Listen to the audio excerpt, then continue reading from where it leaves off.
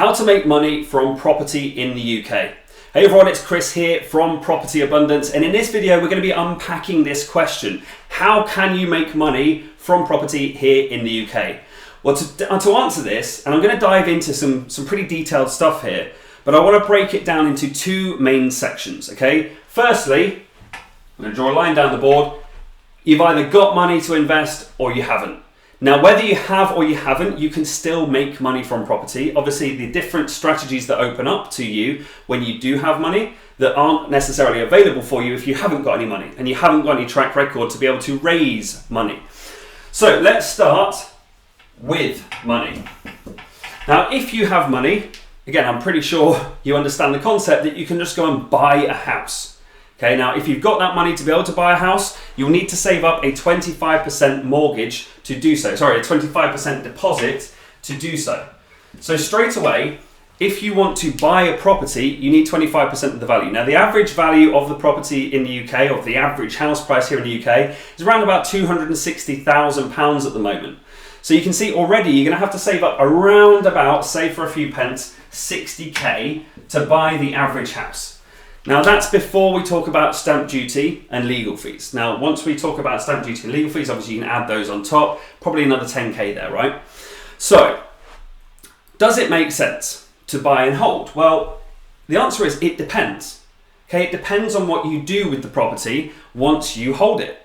Now, there's two ways you can look at this. Firstly, you can either buy a property, stick some tenants in there, and hope that you make a profit and that they pay you a good enough rent and they look after the place. Or you can be much more hands-on and active with what you do with that property.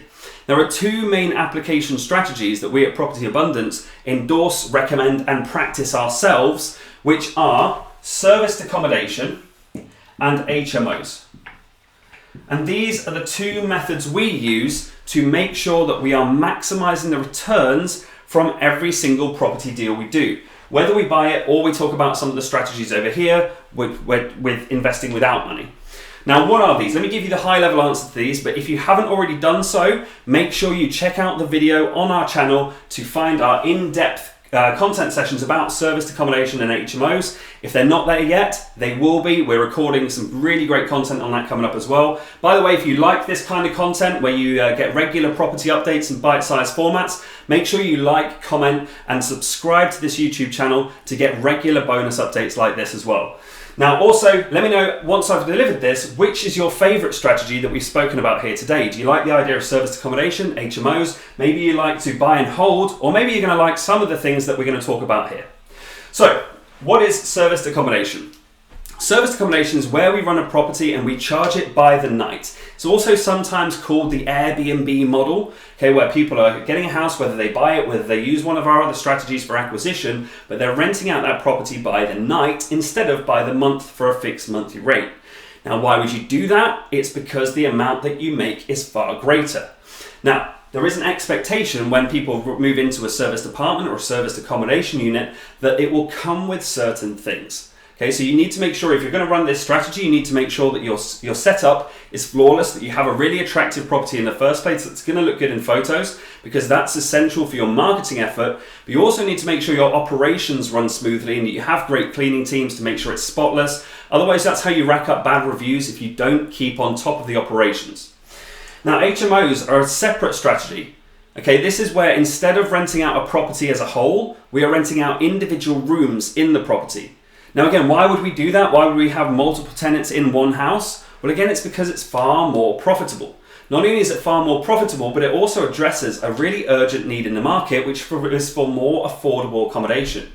Now, there are more people than ever, driven by the cost of living crisis, driven by inflation up over 10%, looking for ways on how they can save money. Okay, we are in a falling property market right now. That means HMOs are booming.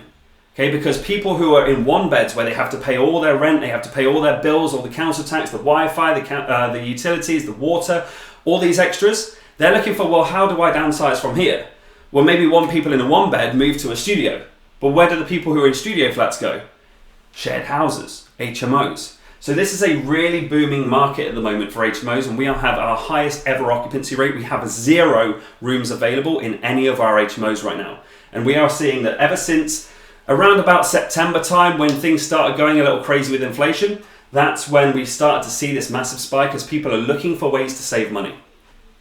So we can buy and hold as long as we use one of these application strategies, because this is how we maximize the return. But the issue with a buy and hold strategy is that, okay, well, you've got to save up 60K just for the deposit. Okay, your legals are on top of that, your stamp duty taxes are on top of that. So if you've put all that hard work in to save up 60K, you want that to pay you back as much as possible, right? Now, yes, these application strategies will help you to get a better return on your money, but once that's invested with a buy and hold strategy, it's gone, isn't it? You can't invest it again if you're just buying one property and holding it. And that's where we need to think a bit more creatively, and we use what's called the buy, refurbish, refinance strategy. Now, this is an acquisition model as well that involves you buying the property, obviously clues in the name, buy, refurbish, refinance, but instead of just buying it and holding it and hoping it goes up in value and hoping that, you know, we get some good tenants or our application strategies work out well, we are going to actively look for properties that we can A, buy at a big discount, B, refurbish, adding as much value to it as possible for a smaller amount of cost, so we add more value than it costs us to do, and then we look to get it revalued and refinanced so that we can draw our initial capital back out. Now, if every buy, refurb, refinance you do, you are able to get your capital back out again, so you put 60K in, plus a refurb cost, but then you get all of that back out, well then you can do another one, can't you? And you can do another one, and you can do another one. Now, by the way, even if you can't get all of your money back out, where you get, like, let's say you put 60K in, and you only get 50K of it back out, it still means you've bought a house for 10K, or for a net cost of 10K, leaving you another 50 to then refurb the next one. So buy, refurbish, refinance is a really, really golden opportunity. And I believe with the market that we're in right now, there will be some very good buying opportunities coming up. This is because people's mortgages are more unaffordable than ever. Now, if you haven't checked out my video on will there be a property market crash in 2023, make sure you go and check it on our YouTube account right now. In that, I explore the different macroeconomic factors at play that will influence whether the market goes up or down in 2023, and I make my own prediction as well. So if you haven't checked it out already, go and check that out. Now, by the way, if you're finding this useful, drop me a quick comment. What do you prefer? Do you prefer a buy and hold strategy, or would you prefer to be able to recycle your money each time? Let me know in the comments. Now, that's all very well if you've got money, right? What if you've got, in fact, let's switch to a red pen for this. Where are we? Here's a red pen. What if you have no money? In fact, you know what? I'm going to scrap the red pen because the red pen, you can't even see it on the board there. So that says no money. Let's just go over that again. No money. Or a little amount of money to invest, right? What if you don't have that 60K? Let's say you've got 5K. Okay, you've saved up, you've put some money into savings, and you've saved up 5K. Well, then we need some different strategies. Now, the three I want to talk to you about in this video, sorry, not two, let's get rid of that, try again. R2R, rent to rent. We've got joint ventures, and we've got management deals. Now, how does this work? Well, look, rent to rent is a simple strategy in property. It's simple, but it's one people get wrong so often.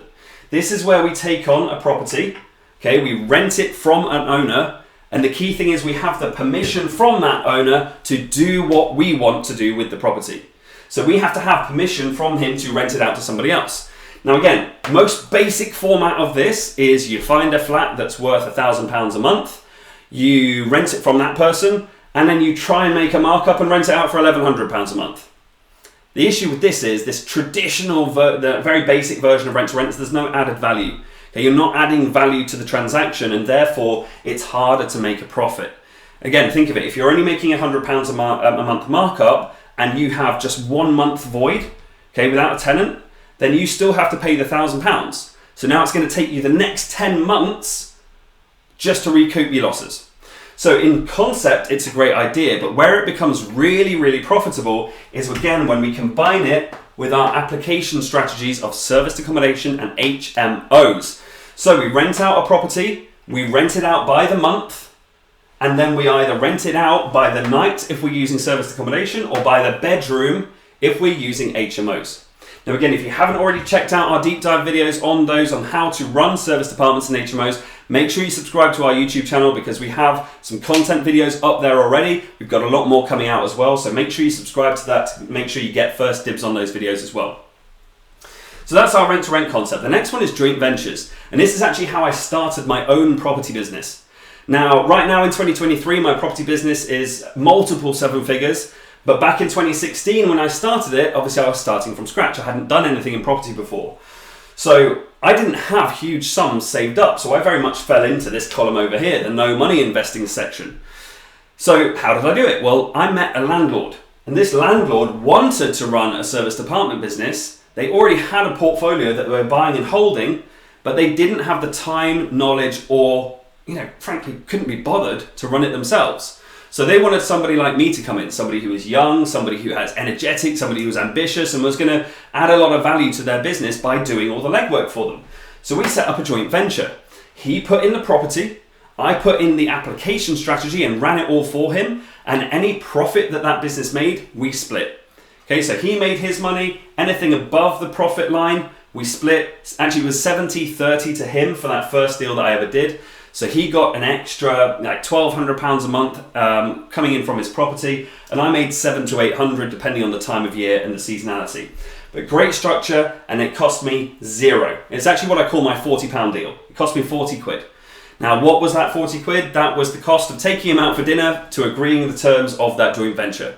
Now, there was a £10,000 refurb on that property, but I didn't pay it, the owner did.